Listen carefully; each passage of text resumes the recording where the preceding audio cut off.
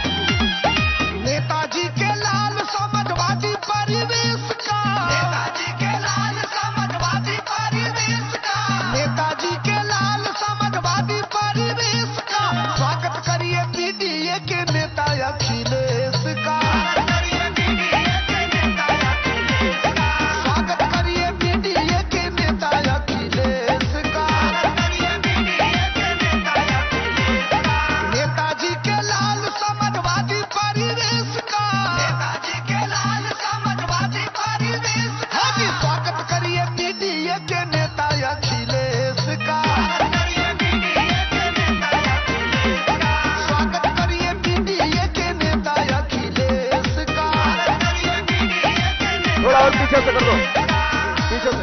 Samajwadi party जिंदाबाद। अखिलेश राहुल वीरेंद्र सिंह, बजाओ गाना।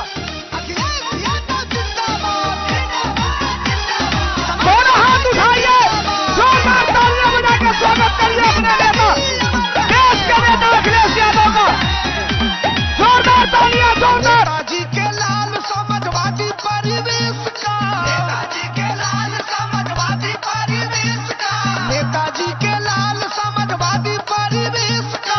स्वागत करिए पीडीए के नेता अखिलेश का। स्वागत करिए पीडीए के नेता अखिलेश का। उठाइए दोनों हाथ, जोरदार तालियां, जोरदार तालियां, लाल समाजवादी परिवेश, जोरदार तालियां। के लाल समाजवादी परिवेश का। स्वागत करिए पीडीए के नेता अखिलेश का। स्वागत करिए पीडीए के नेता अखिलेश का।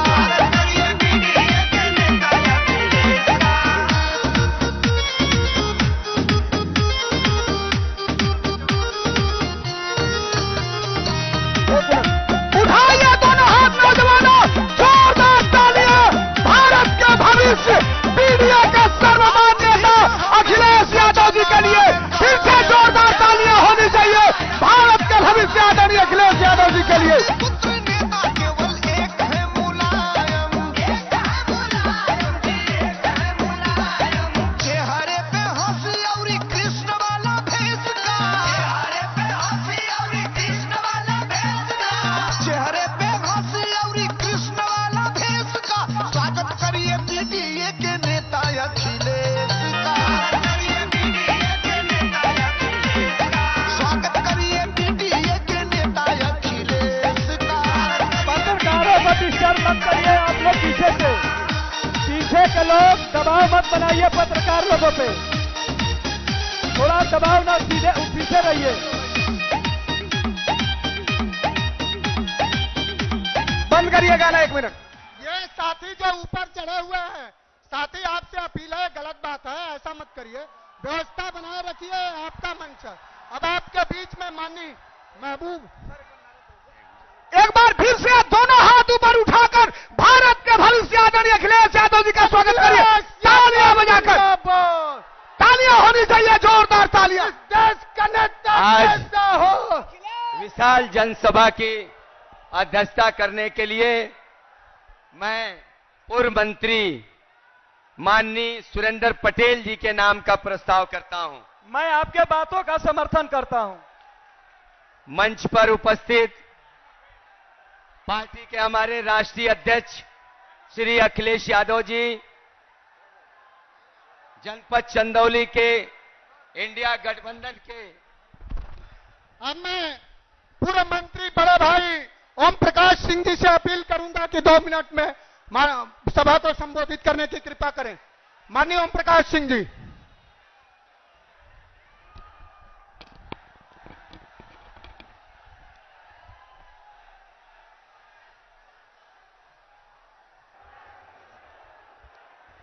बहुत बहुत धन्यवाद भाई मनोज काका जी, इस कार्यक्रम के अध्यक्ष हमारे मित्र संघर्षों के साथी, माइक जरा ठीक कर दो, सुरेंद्र पटेल साहब, आवाज बढ़ा दो ना। आज के कार्यक्रम के मुख्य अतिथि राष्ट्रीय अध्यक्ष, हम सबके शानदार नेता, नौजवानों की दिलों की धड़कन, अकलियत के दिलों के बादशाह, आदरणीय राष्ट्रीय अध्यक्ष जी, आपके बीच चंदौली की सरजमी से समाजवादी पार्टी और इंडिया गठबंधन के नेता प्रत्याशी भाई, पूर्व मंत्री भाई वीरेंद्र सिंह जी,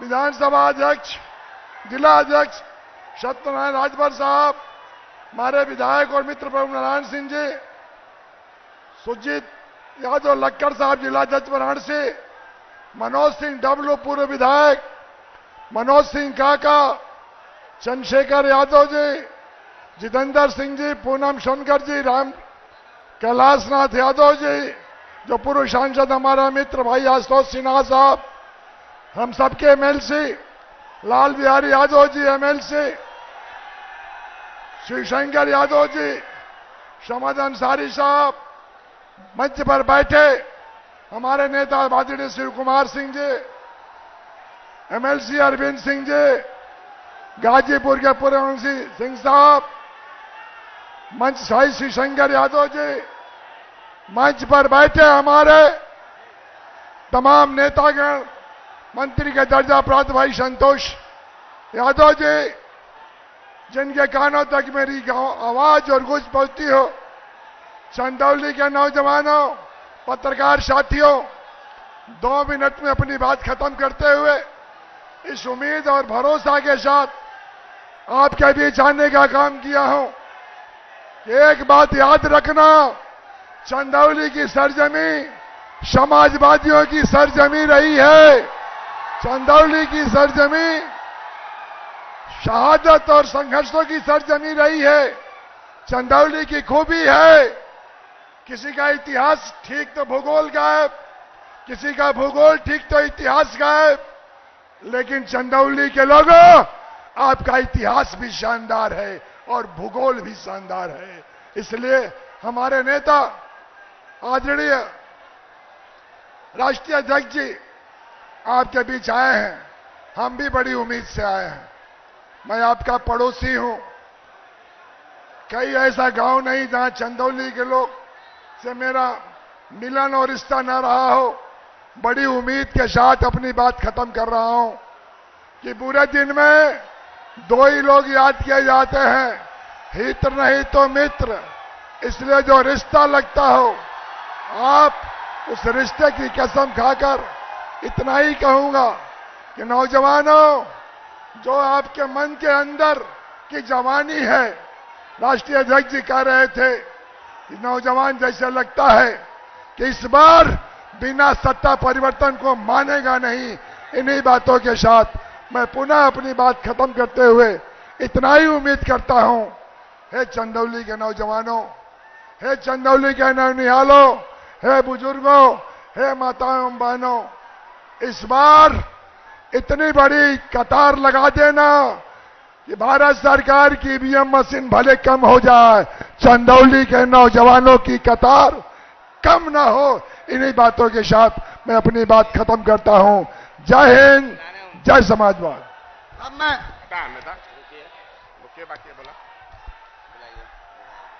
सम्मानित साथियों, मैं अनुरोध करूंगा, चंदौली लोकसभा के चुनाव की जब से घोषणा हुई है माननीय राष्ट्रीय अध्यक्ष जी की तरफ से, जब से श्री वीरेंद्र सिंह जी को चंदौली लोकसभा का प्रत्याशी घोषित किया गया है, तब से रात दिन 24 घंटा लगातार इस चुनाव को बुलंदियों की तरफ, जीत की तरफ ले जाने वाले सकलडिया के विधायक माननीय प्रभु नारायण सिंह जी से आग्रह कर रहा हूं, आए और अपनी बात रखें। माननीय प्रभु नारायण सिंह यादव जी।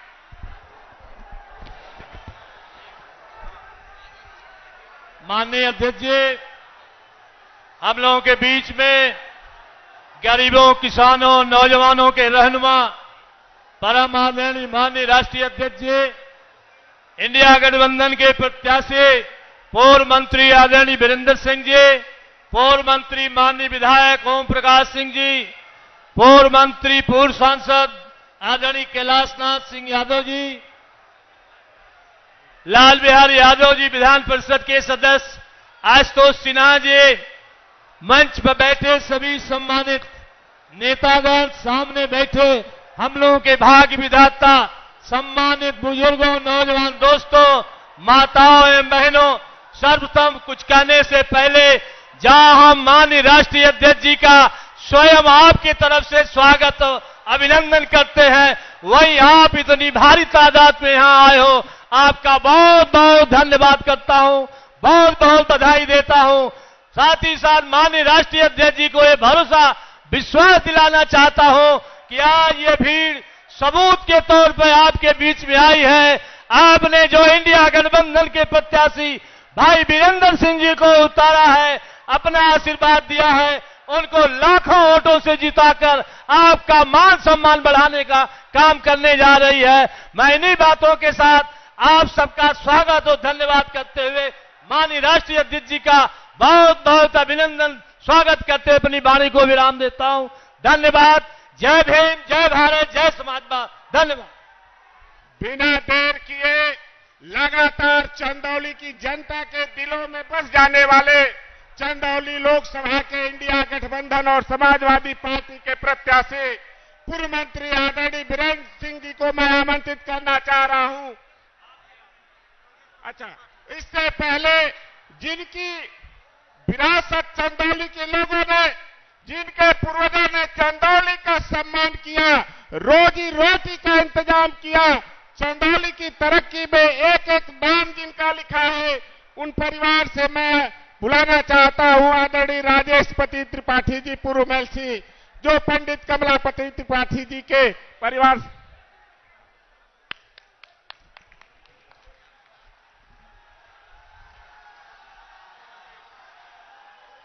उत्तर प्रदेश के छात्रों, नौजवानों, महिलाओं, यहाँ के नागरिकों के दिलों की धड़कन, समाजवादी पार्टी के राष्ट्रीय अध्यक्ष, इंडिया गठबंधन के सबसे प्रमुख नेता आदरणीय श्री अखिलेश यादव जी, गठबंधन के समाजवादी की पार्टी के प्रत्याशी भाई वीरेंद्र सिंह जी, पूर्व मंत्री सुरेंद्र पटेल जी, मंच पर उपस्थित समाजवादी पार्टी के सभी सम्मानित पदाधिकारीगण, सभी विधायकगण, पूर्व विधायकगण, कांग्रेस पार्टी से आए हुए यहां मंच पर उपस्थित कांग्रेस पार्टी के अध्यक्ष एवं प्रदेश के पदाधिकारी बंधुओं, उपस्थित नौजवान साथियों, आज आपका एक एक वोट अखिलेश यादव जी के हाथों को मजबूत करने वाला वोट है। आपका एक एक वोट संविधान को बचाने वाला वोट है। श्री वीरेंद्र सिंह जी आपके प्रतिनिधि के रूप में जब संसद में जाएंगे तो उनका सबसे बड़ा दायित्व होगा कि अखिलेश यादव जी के इंडिया गठबंधन के हाथों को मजबूत करें, इस देश के संविधान को बचाने का, उसको मजबूत करने का प्रयास करें। आज आपके बीच आकर बड़ी खुशी हो रही है। मेरे बाबा पंडित कमलापति त्रिपाठी जी की कर्मस्थली थी, उनकी तपोभूमि थी। उन्होंने इस क्षेत्र के विकास के लिए अनेक कार्य किए, संघर्ष किए। आज उसी के नाते आप सबसे एक ही विनती है कि आपने संविधान बनाने का काम किया है, आज संविधान बचाने का काम करें, अखिलेश यादव जी के हाथों को मजबूत करें और साइकिल पर वोट देकर हमारे प्रत्याशी वीरेंद्र सिंह जी को विजयी बनाएं। बहुत बहुत धन्यवाद। जय हिंद। साथियों, मैं उन सभी साथियों का स्वागत और सम्मान करना चाहता हूं जो अपने महबूब नेता, उत्तर प्रदेश के भविष्य और देश के इतिहास में बदलावों की सबसे बड़ी मिसाल बनने जा रहे एक अलग तरह की बदलाव की लड़ाई, जिसने पूरे देश में भारतीय जनता पार्टी को अपने तमाम करगुजारियों के लिए जनता के सामने मजबूर कर दिया है। आप सब जानते हैं, बहुत जोश खरोश से शामिल हुए हैं। आप सभी का मैं स्वागत करना चाहता हूं। बहुत सारे साथी जो हमारे मंच पे नहीं आ पाए हैं, वो साथियों से मैं क्षमा चाहता हूं। जिन लोगों ने अपने माननीय राष्ट्रीय अध्यक्ष जी से मुलाकात नहीं कर पाई है, महेश जायसवाल जी जो समाजवादी पार्टी के जिला कोषाध्यक्ष हैं, राजकुमार जायसवाल जी, टोनी खरवार जी, राजा राम सोनकर जी, संजय सोनकर, दिलीप पासवान, त्रिलोकी पासवान, अनिल चौहान, राम सिंह चौहान, ज्योत बंधन विश्वकर्मा जी, लल्लू बिहार जी, चंद्रमा राजभर जी, लालमन राजभर जी, हर्ष राजभर जी, हरकेश राजभर जी, केशव राजभर जी, महेंद्र राजभर जी, सुबेदार राजभर जी, आर के प्रसाद कमिश्नर साहब, मोहम्मद यासीन, विशेष तौर पे चंदौली नगर पंचायत के चेयरमैन श्री गुड्डू भाई का भी मैं आभार व्यक्त करना चाहता हूं। अपने सभी जिला पंचायत सदस्यों का, पार्टी के सभी प्रकोष्ठों के जिलाध्यक्ष साथियों का, तमाम अपने भूतपूर्व विधायकों का, सेक्टर प्रभारी, जोन प्रभारी, बूथ प्रभारियों का भी मैं आभार व्यक्त करना चाहता हूं। अब मैं बुलाना चाहूंगा पूर्व मंत्री आदरणीय बीरेंद्र सिंह जी, जो इंडिया गठबंधन और समाजवादी पार्टी के प्रत्याशी हैं, होने वाले सांसद चंदौली के आदरणीय बीरेंद्र सिंह जी। समाजवादी पार्टी बीरेंद्र सिंह, अखिलेश यादव बीरेंद्र सिंह।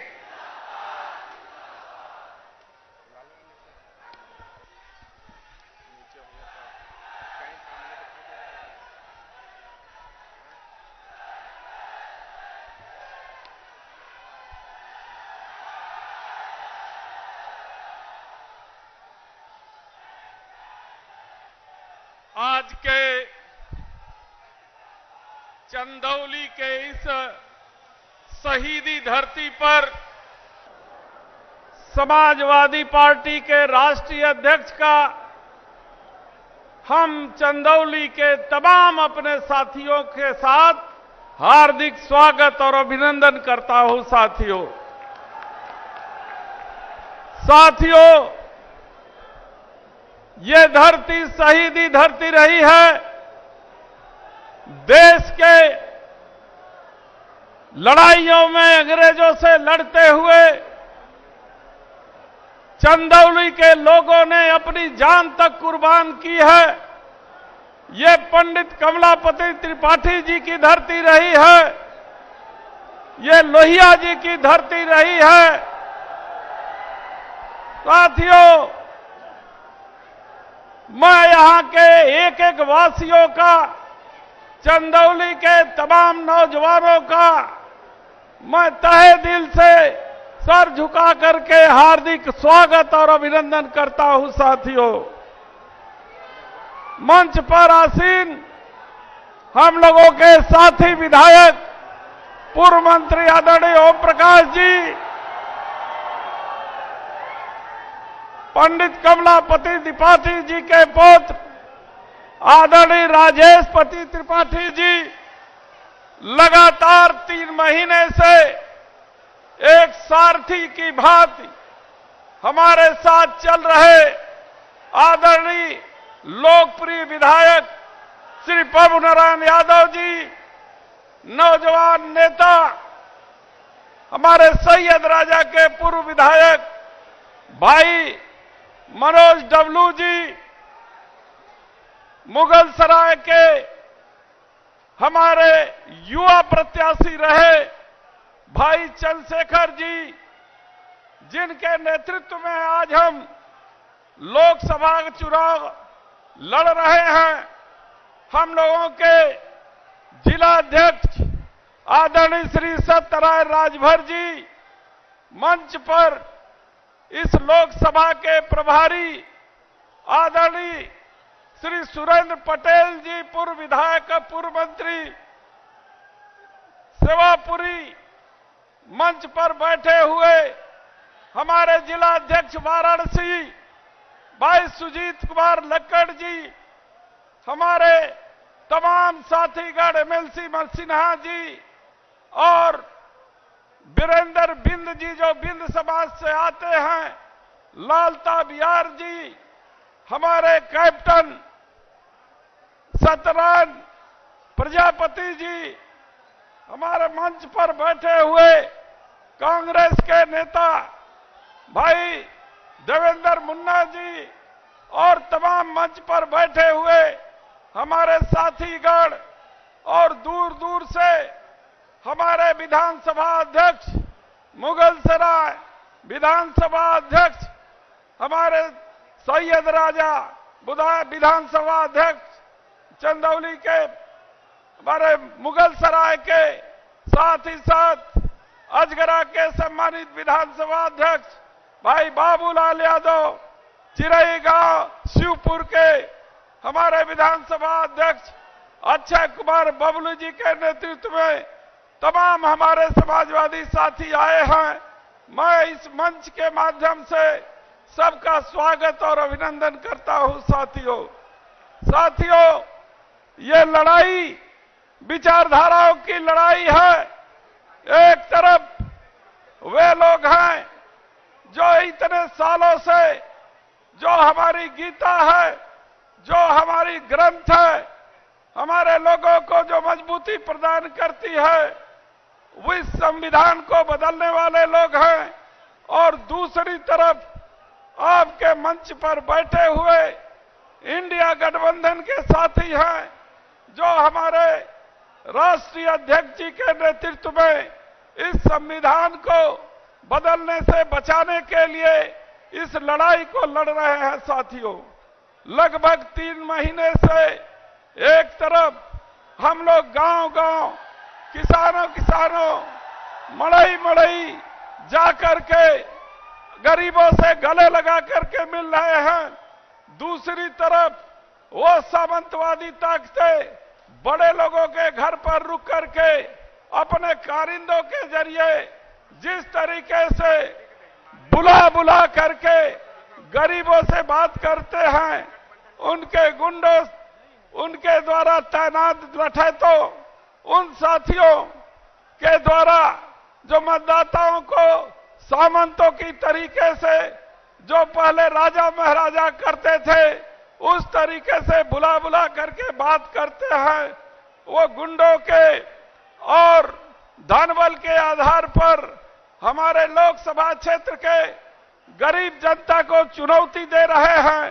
मैं आप लोगों से कहना चाहता हूं, ये गरीब समाज जब अंग्रेजों को इस धरती से भगा सकता है, ये लोकसभा का क्षेत्र चंदौली के लोग अंग्रेजों से लड़कर भगा सकते हैं, तो ये इन सामंती ताकतों का इनका जवाब मुंह तोड़ देंगे। मैं आपसे वादा करता हूं कि आप लड़ाई इस लड़ोगे, इन लठैतों को, इन बाहुबलियों को उन्हीं की भाषा में जवाब दोगे। हम आपके साथ हैं। जब तक हमारे शरीर में एक खून का कतरा भी रहेगा, तब तक हम अपने साथियों के साथ खड़े रह करके उनकी तरफ से इस लड़ाई को लड़ने का काम करेंगे। मैं आप सभी साथियों का इतनी भारी संख्या में आकर के स्वागत किए हैं। मैं हार्दिक स्वागत और अभिनंदन करके निवेदन करना चाहता हूं कि माननीय अध्यक्ष जी, 10 साल में इस चंदौली ने केवल झूठे वादे को सुना है। यहाँ के नौजवानों को केवल छला गया है, नौकरी के नाम पर इनको धोखा दिया गया है। यहाँ के कैबिनेट मंत्री होते हुए भी एक छोटा सा कारखाना भी नहीं लगा पाए, नौजवानों के अस्पताल के लिए भी कोई काम नहीं किए, शिक्षा के क्षेत्र में कोई काम नहीं किए। आपका आशीर्वाद मिला, आपका साथ मिला, तो चंदौली जनपद को जैसे पंडित कमलापति त्रिपाठी जी ने सजा करके रखा था, उसी तरीके से चंदौली की धरती को सजा करके रखूंगा, गले लगा करके रखूंगा, आपके साथ रह करके लड़ूंगा। इन्हीं चंद शब्दों के साथ मैं पुनः आपका अभिनंदन करते हुए अपनी वाणी को मैं विराम देता हूं। जय हिंद, जय इंडिया गठबंधन, जय समाजवाद। बिना देर किए आप सबके, हम सबके नेता, भारत के भविष्य माननीय श्री राष्ट्रीय अध्यक्ष जी का आग्रह करता हूं, एक बार जोरदार नारा लगाएं, माननीय अखिलेश यादव जिंदाबाद, अखिलेश यादव जिंदाबाद, जिंदाबाद जिंदाबाद, अखिलेश यादव इंडिया गठबंधन, जिंदाबाद जिंदाबाद, समाजवादी पार्टी अखिलेश यादव। एक बार दोनों हाथ उठाइए, भारत के भविष्य का जोरदार तालियां बजा के स्वागत करिए माननीय अखिलेश यादव जी का। अखिलेश यादव हो गया, हो गया।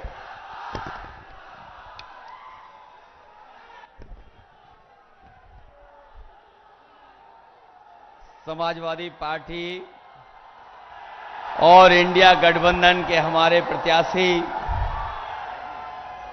पूर्व मंत्री बीरेंद्र सिंह जी, पार्टी के हमारे जिलाध्यक्ष सत्यनारायण राजवर जी, पूर्व सांसद आदरणीय कैलाश सिंह यादव जी, विधायक प्रभु नारायण सिंह जी, पूर्व विधायक मनोज सिंह डब्लू जी, पूर्व मंत्री सुरेंद्र सिंह पटेल जी, समाजवादी पार्टी के प्रवक्ता मनोज काका, पूर्व में रहे समाजवादी पार्टी के प्रत्याशी चंद्रशेखर यादव, पूर्व विधायक जितेंद्र कुमार जी, पूनम सोनकर जी, पूर्व MLC Rajeshpati Tripathi ji, MLC Ashutosh Sinha ji, MLC पूर्व में रहे राजदेव सिंह जी, अरविंद सिंह जी, मुसाफिर चौहान जी, उदयलाल मौर्य जी, लालता बिहार जी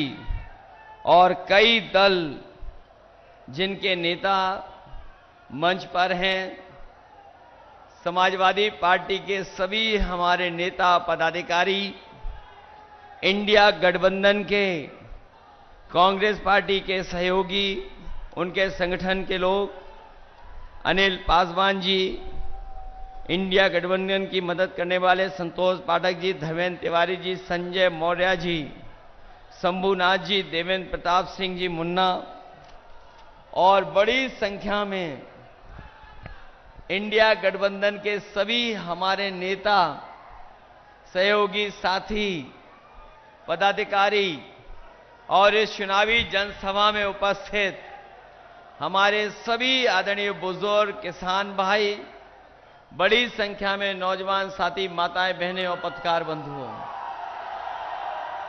मैं सबसे पहले चंदौली लोकसभा के यहां पर उपस्थित आप सभी का बहुत बहुत धन्यवाद और आभार प्रकट करना चाहता हूं। जहां गर्मी है और 45 डिग्री से ऊपर का टेम्परेचर है, जहां पंडाल में हमें बड़ी संख्या में लोग दिखाई दे रहे हैं, लेकिन जहां कोई छाया नहीं है, उसके बावजूद भी दाईं तरफ और सड़क से लेकर के और बाउंड्री तक पे जो बड़ी संख्या में लोग उपस्थित हैं, इधर बाईं तरफ भी हैं, मैं इन सब का बहुत बहुत धन्यवाद, आभार प्रकट करता हूं।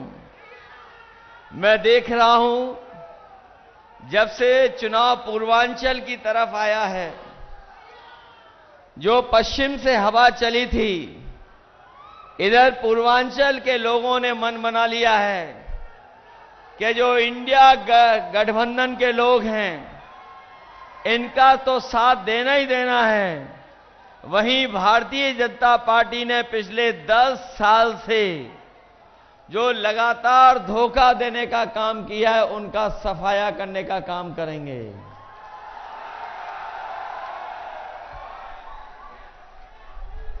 मैं देख रहा हूं कि पूर्वांचल की धरती पर जैसे जैसे चुनाव आया है, यहां के लोगों ने जहां भारतीय जनता पार्टी के लोगों का होश उड़ाया है, वहीं उनके जो दिल्ली वाले नेता हैं, उनका भी आत्मविश्वास लड़खड़ाने लगा है।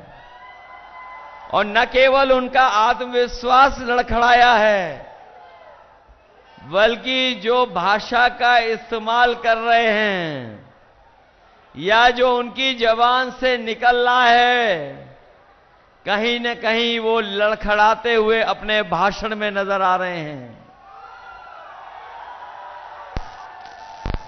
अब न जाने कौन सा भाषण वो दे रहे हैं। उनकी पुरानी कहानी को कोई अब सुनना नहीं चाहता है। और जब वो चुनाव हारने लगे हैं, तो न केवल अपना भाषण बदल रहे हैं, बल्कि आप देखिए मंचों पे वो थर-थर कांपने भी लगे हैं। मुझे लगा था कि इस बार 80 सीटों में एक सीट पर लड़ाई है,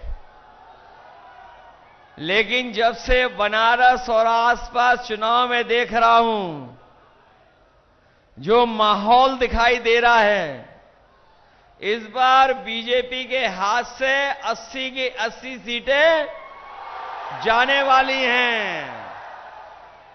और इसलिए जा रही हैं कि इन्होंने सपना दिखाया था बनारस के लोगों को कि क्यूटो बना देंगे। और मुझे लगा कि अगर बनारस क्यूटो बन जाएगा तो कहीं न कहीं चंदौली के लोगों को भी कुछ न कुछ विकास उनके क्षेत्र में हो जाएगा। न क्यूटो बना, न चंदौली का विकास हुआ। और पिछले 10 साल में इन भारतीय जनता पार्टी के लोगों की हर बात झूठी निकली और इनके वादे झूठे निकले। ये वही भारतीय जनता पार्टी के लोग हैं जिन्होंने कहा कि किसानों की आय दोगुनी हो जाएगी। अगर आय दोगुनी हुई हो तो बताएं हमारे किसान भाई। न आय दोगुनी हुई और जो लागत बढ़ने का काम हुआ है, लगातार महंगाई बढ़ी है और उसका परिणाम ये हुआ है कि हमारे किसानों की खेती बाड़ी के साथ साथ हमारे किसानों को संकट में डाल दिया। जिन किसानों के खेती के लिए पैसा आना था, जो खेती बाड़ी के खेत के खुशहाली के लिए पैसा आया, वो भारतीय जनता पार्टी के लोगों ने अपनी जेब में रख लिया। किसान के हाथ कुछ नहीं लगा। और एक समय ऐसा भी किसानों ने देखा कि जिस समय हमारे किसानों के खिलाफ काले कानून लाने का काम हुआ और अगर वो काले कानून लागू हो गए होते तो जहां हमारे किसानों की खेती बाड़ी छिन जाती, वहीं उनकी पैदावार को भी ये लूट लेते। हमारे किसान झुके नहीं। न केवल उत्तर प्रदेश का किसान बल्कि देश का किसान इन बीजेपी के खिलाफ खड़ा हो गया। दिल्ली घेरनी पड़ गई, दिल्ली जाके धरने पर बैठ गया। तब तक नहीं हटा जब तक सरकार ने काले कानून वापस नहीं ले लिए। जहां किसान के काले कानून वापस हुए, लेकिन लड़ाई अभी खत्म नहीं हुई है। इन्होंने 10 साल में बड़े बड़े उद्योगपति, कारोबारी, बड़े बड़े कारखाने चलाने वालों का लगभग 25 लाख करोड़ रुपए इन्होंने माफ कर दिया बैंकों का। और जब नियम बनाया इन्होंने, तो नियम बनाया कि जिनका 5 करोड़ से ऊपर कर्ज है उनका कर्ज बैंकों से माफ कर दिया जाएगा। हमारा वही किसान मायूस हो गया, उसका करोड़ों का कर्ज नहीं था, उसका कर्ज तो केवल लाखों में है। इसलिए हम किसान भाइयों को आज कह के जा रहे हैं कि आने वाले समय में 4 जून को जब सरकार बनेगी, हमारे किसानों का पूरा कर्ज माफ होगा। न केवल कर्ज माफ होगा, बल्कि हमारे किसानों की पैदावार की कीमत दिलाने के लिए अगर एमएसपी के लिए कानूनी अधिकार भी दिलाना पड़ेगा, तो किसानों की खुशहाली के लिए कानूनी अधिकार भी दिलाने का काम किसानों को होगा। जहां किसान इन्होंने संकट में डाल दिया, वहीं हमारा नौजवान जानता होगा कि इन नौजवानों के हाथ में न नौकरी आई न रोजगार आया। और जब ये नौजवान तैयारी कर करके, अपनी कोचिंग और पढ़ाई कर करके, अपनी मेहनत से जब परीक्षा देने गया, तो इस सरकार ने पेपर लीक करा दिया। यहां जो नौजवान परीक्षा देने गए होंगे, वो जानते होंगे कि कोई एक परीक्षा नहीं, अभी तक सरकार की जितनी परीक्षा हुई हैं, उन सब के पेपर लीक करा दिए। 1 नहीं, 2 नहीं, 3 नहीं, बल्कि 10 पेपर लीक करा दिए। ये वही सरकार है जो गरीबों को डराने के लिए अपना बुलडोजर हमेशा तैयार रखते हैं, लेकिन ये जो पेपर लीक हुए उसके लिए कोई बुलडोजर तैयार नहीं था। मैं अपने नौजवानों से कहना चाहता हूं, केवल इन्होंने नौकरी नहीं छीनी है आपके 10 साल छीने हैं। और जो नौजवान घर जाकर के बैठ करके सोचेगा, वो जानेगा 1/3 जीवन इन्होंने छीनने का काम किया, बर्बाद करने का काम किया है। जहां नौकरी रोजगार नहीं दिया, वहीं हमें याद है चंदौली के लोगों का, यहां का नौजवान फौज की तैयारी के लिए मेहनत करता है, भागता है, दौड़ता है और अपना सब कुछ लगा देता है जिससे कि फौज में भर्ती हो जाए। इस सरकार ने जहां नौकरी नहीं दी, रोजगार नहीं दिया, वहीं हमारा नौजवान जो पक्की नौकरी कर करके वर्दी पहनना चाहता था, उसकी भी इन्होंने नौकरी छीन ली और आधी अधूरी नौकरी दे दी। ये अग्निवीर वाली जो आधी अधूरी नौकरी है, ये ऐसी नौकरी है, अगर हमारा नौजवान शहीद भी हो जाएगा तो उसको सम्मान नहीं मिलेगा। अगर वो नौकरी करके वापस आएगा तो उसको सुविधाएं भी नहीं मिलेंगी जो सुविधाएं मिलती थी।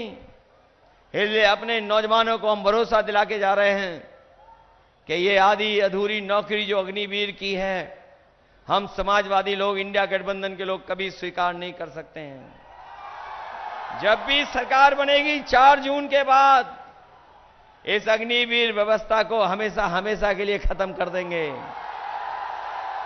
और अपने नौजवानों को पक्की नौकरी और पक्की वर्दी पहन करके उनके भाग्य को बनाने का काम करेंगे। जहां नौकरी और रोजगार की बात इंडिया गठबंधन कर रहा है, वहीं बीजेपी के लोग संविधान में दिए हुए अधिकारों को छीनने का काम कर रहे हैं। सुनने में आ रहा है कि अब बीजेपी के लोग घबरा करके कह रहे हैं कि हम आरक्षण को खत्म नहीं होने देंगे, हम आरक्षण को खत्म नहीं होने देंगे, संविधान को नहीं खत्म होने देंगे। लेकिन जो नौजवान पढ़ा लिखा है वो जानता होगा, पिछले 10 साल के इनके फैसलों ने जहां संविधान को ठेस पहुंचाई है, समय समय पे इन्होंने बदलने का काम किया है और वहीं हर चीज को बेच करके, निजीकरण करके इन्होंने हमारे आपके आरक्षण के साथ भी खिलवाड़ की है। केवल सरकारी नौकरियों की तो की खिलवाड़ है, बल्कि जिन संस्थाओं में हमें आपको नौकरी मिल जाती थी, उन संस्थाओं को भी खत्म कर दिया। ये 69,000 वाले जानते होंगे, पिछले जाने कितने सालों से लड़ाई लड़ रहे हैं। इन्हें लड़ने के लिए न जाने कहां कहां जाना पड़ रहा। कभी मंत्रियों को घेरे, सरकार को घेरे, मुख्यमंत्री को घेरे, किसी ने इनकी सुनवाई नहीं की। हम 69,000 वालों को, रोजगार सेवकों को, शिक्षा मित्रों को, आशा कार्यकर्ताओं को और तमाम हमारे आंगनवाड़ी लोगों को कह के जा रहे हैं। इंडिया गठबंधन ने अपने घोषणा पत्र में लिख दिया है कि इन सबकी समस्या का समाधान कर करके इनको भी सम्मान दिलाने का काम होगा। जो लोग 400 पार का नारा दे रहे थे, जब से पूर्वांचल में चुनाव आया है, वो 400 पार का नारा भूल गए हैं। अब वो 400 पार का नारा इसलिए भूल गए हैं क्योंकि उन्हें गणित समझ में आ गया है कि जिस तरीके से 60 लाख बच्चों को इन्होंने परीक्षा के पेपर लीक करा करके घर बैठा दिया है, न केवल वो नाराज हैं बल्कि उनके मां बाप भी नाराज हैं। और अगर उनका हिसाब किताब लगा लें हम, तो सोचिए आप कि 3 अगर एक परिवार से नाराज हैं और 60 लाख ऐसे परिवार हैं जिनको नौकरी की वजह से घर बैठना पड़ गया, तो 3 का गुणा अगर हम 60 लाख से कर दें तो 1 करोड़ 80 लाख बनता है। और यही 1 करोड़ 80 लाख अगर हम भाग दे दें 80 लोकसभाओं से, तो बताओ हर लोकसभा से 2,25,000 वोट कम हो गया कि नहीं हो गया? अगर एक लोकसभा में केवल पेपर लीक से 2,25,000 वोटों का नुकसान हो गया, तो बताओ उसकी भरपाई कैसे करेगी? अगर कोई रास्ता हो तो बता दो।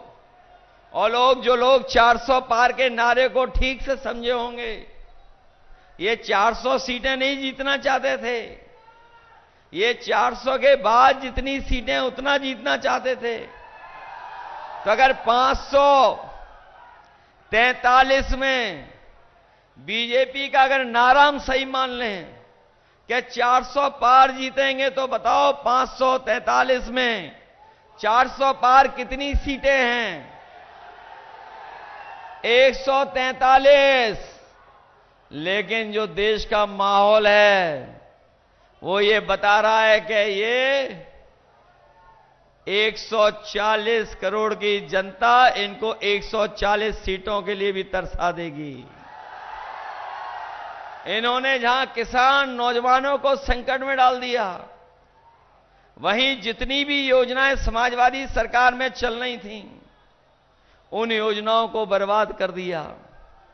जो एम्बुलेंस चलाई थी, जो गरीबों को अस्पताल तक इलाज के लिए ले जाती थी, वो एम्बुलेंस भी इन्होंने खराब कर दी, बर्बाद कर दी।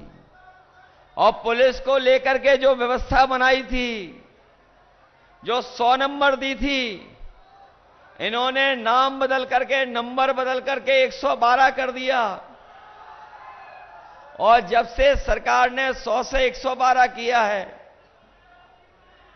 हमारे पुलिस के भाइयों को लगा कि सरकार ने 112 कर दिया, 100 से 112 नंबर बढ़ा दिया, तो हमें भी अपना रेट बढ़ा लेना चाहिए। बताओ रेट बढ़ा दिया कि नहीं बढ़ा दिया? हम इनको खाकी वर्दी पहनने वाले भाइयों को भी सावधान करने आए हैं। अभी तो फौज की नौकरी 4 साल की हुई है।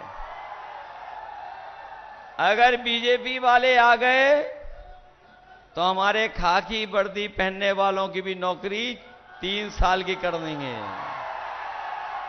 कभी कभी पत्रकार साथी पूछते हैं ये कैसे संभव है? मैं उनसे पूछता हूं कि बताओ, क्या आपको पता था कि हवाई अड्डे बिक जाएंगे? क्या आपको पता था कि हवाई जहाज बिक जाएंगे? क्या आपको पता था कि बंदरगाह बिक जाएंगे? क्या आपको पता था कि सरकारी बैंक इलाहाबाद बिक जाएगी?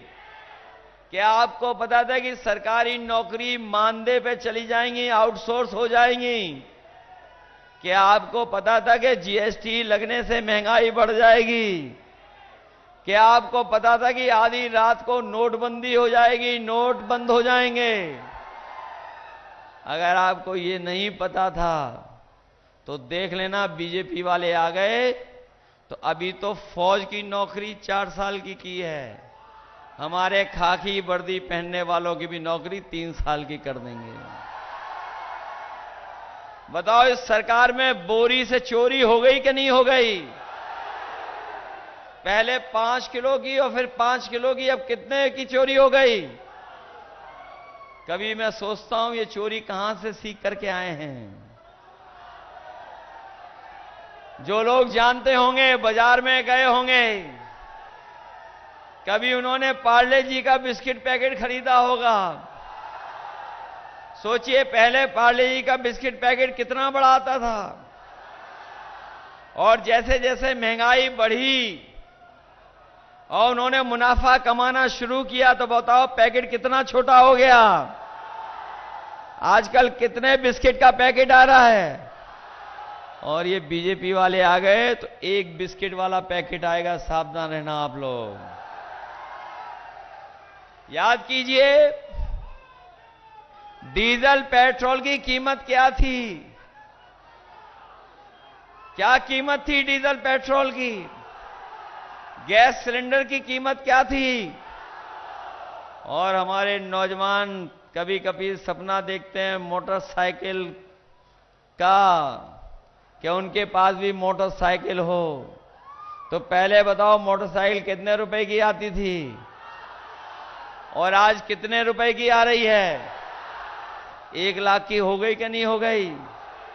और न केवल ये किया इन्होंने, महंगाई बढ़ाई है, बल्कि हमारे साथी जो कभी बुखार की दवाई लेने गए होंगे वो जानते होंगे, पहले बुखार की गोली 500 mg में बुखार ठीक हो जाता था। इधर देखा है कोरोना के बाद 650 की गोली खरीदने के बाद भी, डोलो गोली खाने के बाद भी बुखार ठीक नहीं हो रहा है।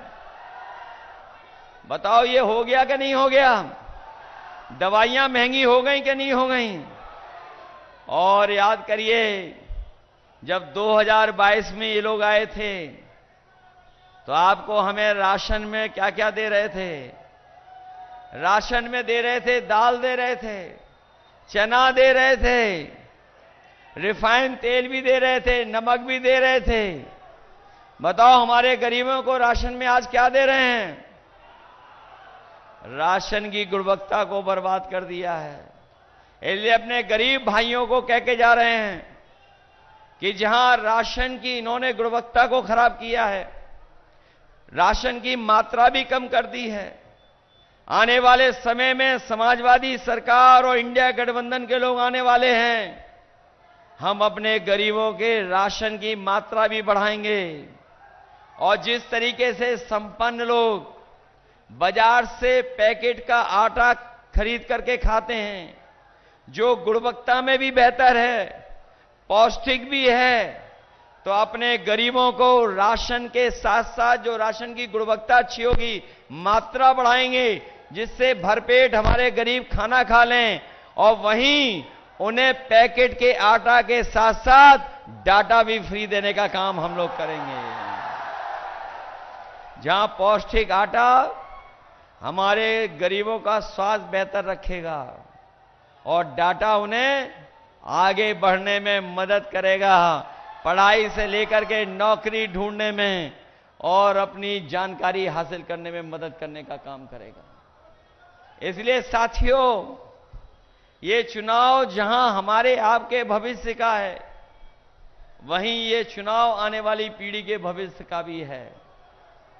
इन लोगों ने न जाने क्या क्या कहा, और हमारा साथी सही कह रहा है कि ऐसा समय आया कि हमें और आपको सबको वैक्सीन लगवा दी, किसी को नहीं छोड़ा जिसको वैक्सीन न लगवा दी हो। और ये हमारे अधिकारी और खाकी वर्दी पहनने वाले भाई लोग, इनको तो जबरदस्ती लगवा दी। और सुना है कि वैक्सीन लगने के बाद आजकल बीमारी हो रही है और दिल की बीमारी भी बढ़ गई है। और जब से ये सूचना आई है तब से ये वैक्सीन कंपनी वाले कह रहे हैं कि हम वैक्सीन वापस ले लेंगे। कोई हमें बताए जो वैक्सीन शरीर में लग गई वो वापस कैसे ली जाएगी, ये बता दो। कोई व्यवस्था हो तो बता दो हमें। और जो लोग ये कह करके आए थे कि हम मां गंगा को साफ कर देंगे, बताओ हमारे चंदौली के भाई बहनों, क्या गंगा की सफाई हो गई है? और जहां से गंगा निकली है मां गंगा, वहां से लेकर के जहां तक महासागर तक पहुंचती हैं, बताओ कहीं मां गंगा की सफाई हुई हो तो बता दो।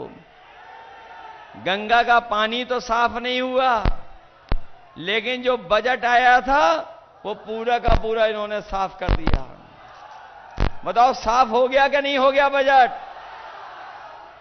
इसलिए हम आपसे विशेष अपील करने आए हैं। ये चुनाव जहां हमारे आपके भविष्य का है, वहीं चुनाव ये हमारे आने वाली पीढ़ी के भविष्य का भी है। इधर भारतीय जनता पार्टी के लोग संविधान को भी ठेस पहुंचाना चाहते हैं। यही बाबा साहब भीमराव अंबेडकर जी का दिया हुआ संविधान को बदलना चाहते हैं। ये संविधान वो है जो हमें अधिकार दिलाता है, ये संविधान वो है जो हमें न्याय दिलाता है, ये संविधान वो है जो हमारी संजीवनी है, हमें आपको आगे बढ़ने का मौका देती है। इसलिए हम उनको बोलना चाहते हैं और बताना चाहते हैं कि ये जो चुनाव होने जा रहा है, समुद्र मंथन की तरह संविधान मंथन होने जा रहा है। एक तरफ वो लोग हैं जो संविधान को बदलना चाहते हैं और दूसरी तरफ वो लोग खड़े हैं जो संविधान को बदलेंगे, हम उनको बदलने का काम करेंगे। ये कहने को तो कहते थे डबल इंजन की सरकार है, ये जो कहने वाले लोग हैं कहते हैं हम डबल इंजन की सरकार हैं, लेकिन हम डबल इंजन की सरकार से पूछना चाहते हैं कि डबल इंजन वालों, चंदौली आते आते आपके इंजनों का धुआं क्यों निकल जाता है? अगर कोई विकास हुआ तो बता दो। क्या विकास रोजगार मिला कि नहीं मिला? इन्होंने और दिल्ली वालों ने मिलकर के क्या निवेश के सपने दिखाए थे कि हम लाखों करोड़ रुपए जमीन पर पहुंचा देंगे। लखनऊ में आयोजन हुए, दिल्ली में आयोजन हुए, विदेशों में जाकर के निवेश को लेकर के सपने दिखाए गए, वन डिस्ट्रिक्ट वन प्रोडक्ट का प्रचार किया गया, लेकिन बताओ जमीन पर कुछ आया हो तो बता दो हमें। यहां से तो मंत्री भी थे, बताओ मंत्री जी कुछ पहुंचाए आपके पास कि नहीं पहुंचाए? और बगल में प्रधानमंत्री, बताओ आपको धोखा दिया कि नहीं दिया? और याद कीजिए, पिछला लोकसभा चुनाव तो हम लोग जीत गए होते अगर इन्होंने घर में जाकर के स्याही न लगवाई होती, पैसा न बांटा होता। याद है कि नहीं याद है? इसलिए सावधान हो के नहीं हो आप लोग। इधर सुनने में आया है कि जब से ये हारने लगे हैं तब से ये बूथ को लूटने की तैयारी कर रहे हैं। हमारे चंदौली के बहादुर नौजवान हैं, कहीं घबरा तो नहीं जाओगे आप लोग? अगर बूथ पे रोके तो रुक तो नहीं जाओगे? इसलिए अपने बूथ को भी बचाना, क्योंकि आपका वोट पड़ेगा तो न केवल पार्टी जीतेगी बल्कि संविधान भी बचेगा। इसलिए संविधान बचाओगे अपने वोट से। और याद रखना, इंडिया गठबंधन की सरकार बनेगी तो कर्ज माफ होगा, नौकरियां 30 लाख जो सरकारी हैं वो आरक्षण के साथ आपको देने का काम होगा, साथ ही साथ फौज की पक्की नौकरी मिलेगी और पक्की नौकरी के लिए फौज की संख्या भी बढ़ाई जाएगी, नौकरी की संख्या भी बढ़ाई गई, जिससे ज्यादा से ज्यादा नौजवानों को नौकरी मिल जाए।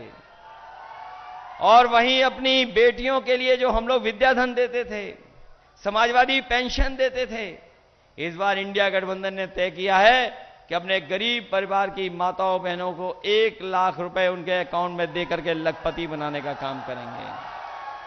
पुरानी पेंशन बहाल होगी और जो गरीब हैं, पढ़ना चाहेंगे, उनकी पढ़ाई के लिए कोई पैसा नहीं लगेगा, उनका फ्री पढ़ाई कराने का काम होगा।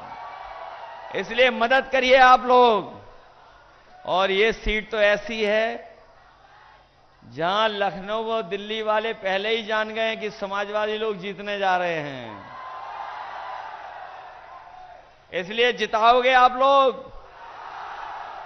और ऐसे सांसद जिन्होंने कोई काम नहीं किया,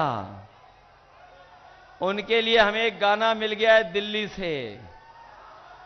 इन बीजेपी वालों पे बहुत कलाकार हैं, बहुत अभिनय करते हैं बीजेपी वाले, समय समय पर भेष बदल लेते हैं, रंग बिरंगा नजारा दिखाते हैं। इसलिए हम भी एक कलाकार लेकर के आए हैं। वो ऐसा कलाकार है जो गाना भी लेकर के आया है, जो सांसद चुने गए थे उनके लिए। इसलिए हम अपने साथी कलाकार से कहेंगे, कम से कम चंदौली के जो बीजेपी के सांसद ने कोई काम नहीं किया है, उसके खिलाफ भी जरा वोट मांग के दिखाओ।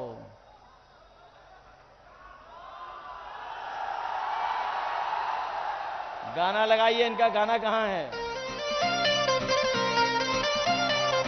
हाजिर हो सांसद जी, हाजिर हो, हाजिर हो, हाजिर हो सांसद जी, हाजिर हो। पिछले 5 साल का दे हिसाब, क्या दिया क्षेत्र को दे जवाब। बहुत हुए प्रचार के किस्से, क्या सच में आया जनता के हिस्से। सांसद जी आकर बदलाओ, नहीं तो वापस फिर ना आओ, नहीं तो वापस फिर ना आओ, नहीं तो वापस फिर ना आओ। हाजिर हो सांसद जी, हाजिर हो, हाजिर हो, हाजिर हो सांसद जी, हाजिर हो। किसान को भूले वोट को लेकर, आए दुगनी का जुमला देकर, छुट्टा पशुओं ने किया नाक में दम, करी यूरिया बोरी से कम। मजदूरी की तुमने मजदूरी मारी, डरी सहमत सी हर लड़की नारी। बिन बिजली के अरे खड़ा है खंबा, बिन पानी के नल का बम्बा। जेब भरी पर भरा न गड्ढा, बिन दवा इलाज परेशान है दद्दा। दुगना हुआ महंगाई से खर्चा, लीक हुआ एग्जाम का पर्चा। बेरोजगारी और बेकारी, लगी नौकरी भी गई है मारी। है भ्रष्टाचार का बोलबाला, कारोबार पे लग गया ताला। झूठे निकले सांसद के वादे, जनता से फिरते अब भागे भागे। गुस्से में जनता ने यही पुकारा, अब ऐसा सांसद नहीं दोबारा, नहीं दोबारा, नहीं दोबारा, नहीं दोबारा। अब ऐसे सांसद खारिज हो, खारिज हो, खारिज हो। अब ऐसे सांसद खारिज हो, खारिज हो, खारिज हो। अब ऐसे सांसद खारिज हो। चलिए, बहुत धन्यवाद तुम्हारा। वहीं मैं प्रगतिशील मानव समाज विंद पार्टी की लोकसभा की प्रत्याशी उर्मिला बिंद, जिनका पर्चा खारिज हो गया था, मैं उनको बधाई धन्यवाद देता हूं कि आज वो समाजवादी पार्टी के प्रत्याशी के लिए समर्थन भी कर रही हैं और सहयोग पूरा देने के लिए तैयार हैं। मैं बहुत धन्यवाद और स्वागत करता हूं। वहीं अपने साथियों से कहूंगा कि ये उम्र इन्हें चढ़ा ले गई वहां पर, ये उम्र इनकी है जो चढ़ सकते हैं। अगर सरकार ने नौकरी दी होती तो शायद कुछ और अच्छा काम कर रहे होते हैं। बहुत सावधानी से नीचे आना। और वहीं अपने जितने लोग दूर दूर से आए हैं, बहुत शांति से आप लोग घर वापस जाना और अपने बूथ की तैयारी करना, क्योंकि बीजेपी के लोग हारने जा रहे हैं। और अगर वो मैनेजमेंट करें तो उसके चक्कर में तो नहीं आ जाओगे आप लोग। वो आखिरी के समय पे जो मैनेजमेंट करते हैं उस पर नजर रखोगे कि नहीं रखोगे नजर? उस पर नजर रखना कि आखिरी वक्त में भी कुछ मैनेजमेंट करेंगे वो लोग, धोखा देना चाहेंगे। इसलिए आज इस कार्यक्रम के बाद आप सब लोग मिलकर के अपने बूथ पर जीतने की तैयारी करना और समाजवादी पार्टी के प्रत्याशी पूर्व मंत्री वीरेंद्र सिंह जी के लिए साइकिल पर वोट मांगने का काम करना। यही निवेदन, यही मैं अपील आपसे करने आया हूं। आप सबका बहुत बहुत धन्यवाद और आभार प्रकट करता हूं।